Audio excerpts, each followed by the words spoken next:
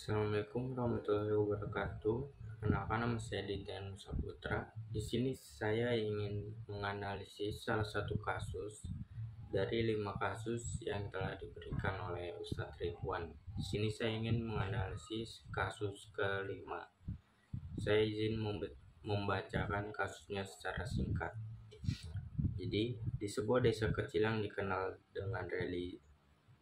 religius, seorang dokter muda baru saja memulai praktiknya.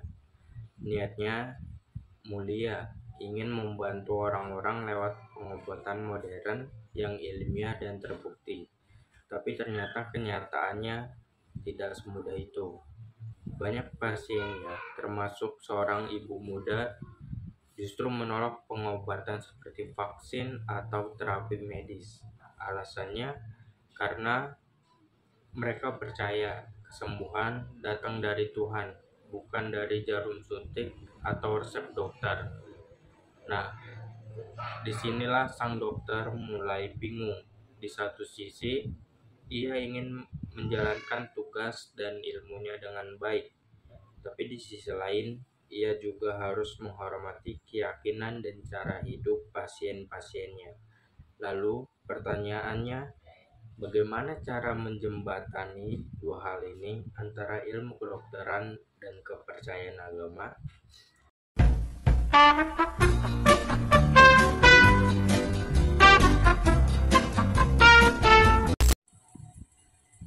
Baik, kita bisa mulai dari filsafat ilmu terlebih dahulu. Jangan bayangkan filsafat itu berat dan bertele-tele. Sederhananya, filsafat ilmu ngajarin kita bahwa ilmu pengetahuan itu bukan kebenaran yang absolut. Ilmu berkembang terus, bisa berubah kalau ada bukti baru.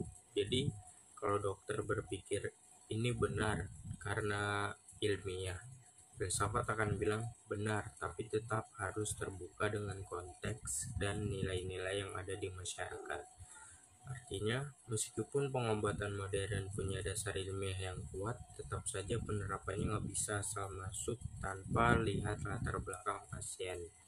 Di desa itu, keyakinan agama bukan sekedar ritual, tapi jadi bagian penting dari hidup mereka. Jadi menolak pengobatan bukan karena mereka bodoh, tapi karena mereka punya cara pandang sendiri tentang sakit dan sembuh. Nah, disinilah etika berperan penting. Dalam dunia medis, ada prinsip-prinsip etika seperti menghargai hak pasien untuk memilih, berbuat baik, dan tidak menyakiti. Jadi dokter nggak bisa asal maksa, tapi juga nggak boleh lepas tangan. Yang bisa dilakukan adalah membangun dialog. Dokter bisa mulai dengan mendengarkan, bukan menghakimi. Coba pahami dulu kenapa pasien menolak, lalu pelan-pelan beri penjelasan bahwa berobat bukan berarti nggak percaya sama Tuhan, justru bisa dilihat sebagai bentuk ikhtiar, usaha manusia yang tetap bergantung pada takdirnya.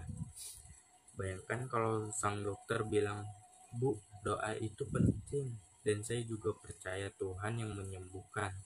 Tapi mungkin pengobatan ini bisa jadi salah satu jalan darinya."